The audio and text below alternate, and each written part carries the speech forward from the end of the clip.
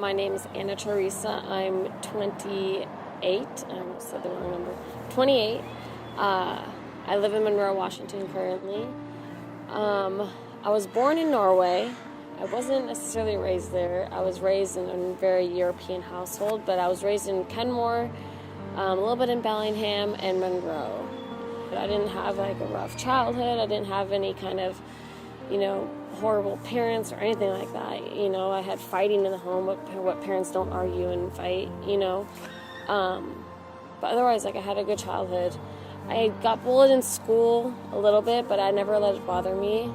I always had my friends that I hung out with. My senior year of high school, though, my grades were bad, and my attitude apparently was bad enough for my grandparents to want to send me to an all-girls troubled teen boarding school in Kansas. So my senior year was when I was 17, literally 17 to 18, for exactly a year. I was spent there around 23 other girls. And finished school online, did 11 classes, graduated on time, graduated early actually because of that. And but was around a lot of people I was there for, bad grades and maybe talking back, where there was girls there that were there for, drugs and alcohol and, rebellion, like way worse stuff that I didn't even know anything about. So I got exposed to all of that at 17 and kind of got it into my head like, oh, okay, so there's kind of like a fun aspect to this other world that I had no idea about really. And that I thought only existed maybe in movies and video games or whatever. And so when I came back, I was 18, started drinking and smoking weed, just kind of normal partying. And then at 20, almost 21, was when I kind of had the idea in my head, I'm going to try everything there is out there at least once. It just so happened that the first one I ended up trying was heroin. And so injecting it the first time I ever did it, went straight to the hardcore one, and ended up doing that for about 3 years, and with one person. Didn't really get homeless during that time. I was very functional at that time. I lived at home with my boyfriend's mom, and I worked, I had a job, I had my car. He went and got clean, we broke up, and I was like, okay, I need to do something, because now I can't really stay at his house. I'm in my car. I was in it probably for a week before I decided to call my mom, and she let me come home, and I detoxed and was home for about 7 to 8 months, doing NA, going to treatment, not inpatient, just outpatient, and kind of making it look like that's what I wanted, and I thought that's what I was ready for it. But the second I had a little bit of freedom, a little bit of I had a job, got some money, moved out, I went straight back to where I was. And that this time around, this was about 4, almost 5 years ago, it was really bad. I got introduced to the entire criminal scene, into the whole people hanging out and trap houses and all that, and I knew nothing of that beforehand because I was with someone the whole time. Now I'm single, getting back into it, and it's a whole new world opened up.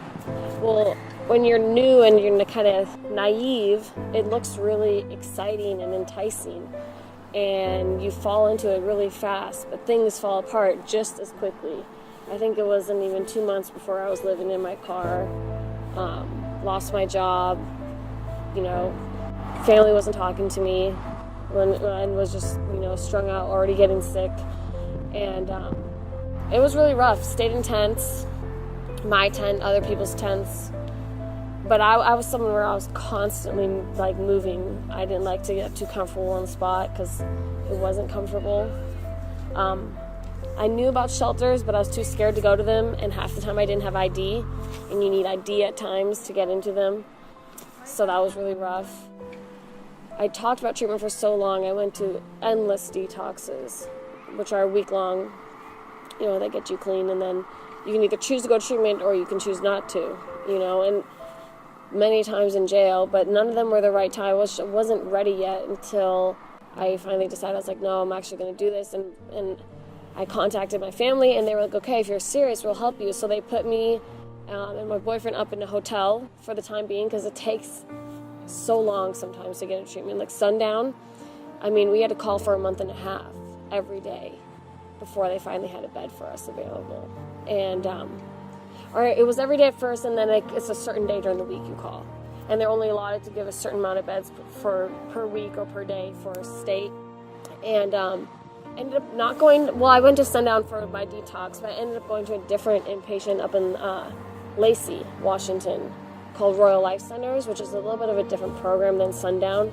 It's a 2 to 3 week inpatient, but they have like a follow-up right after, a 9-week program where they provide the apartments and you go to like classes twice a day for 3 hours. So I did a little bit of a longer program, and I was there for a total of, I think, 11 or 12 weeks, so almost 4 months. And it was wonderful. It was great. It was really, really good, and I learned a lot. Ended up graduating from that program, and then decided to come back this way. Was going to move into clean and sober, but then found out I was pregnant. So then I moved to home instead, and I've been living there ever since. And it's really great. It's my first child, and I'm really, really excited. It's an extra motivation to stay clean.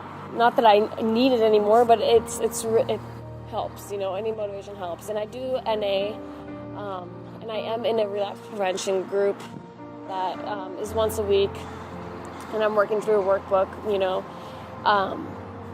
That's kind of what my whole future is focused on right now. It's just like this baby that's coming, and I'm so excited for it, and it's really awesome. And just to continue to be involved in my brother's life and family life, like that's what I miss the most. And the help is there too if you really want it. But don't like look the other way, like accept it, you know? Even if it's just like in your head, like then at least knowing it's there and knowing where to go to find it makes a big difference. Like, so many times I feel like people with drug addiction, they're ashamed to go in, or they feel like they're going to get turned away because of that, and they're not going to get help with the homelessness then. Well, they kind of go hand in hand, you know, and if you're getting help with the homelessness, hopefully that drug addiction, like, help will come, like, will follow, you know, and it's just knowing that you don't have to be afraid or scared. There's people out there that are going through the same thing as you, or that have been through it, and are willing to help, and are listen and understand, and want to help you just like they got help too. So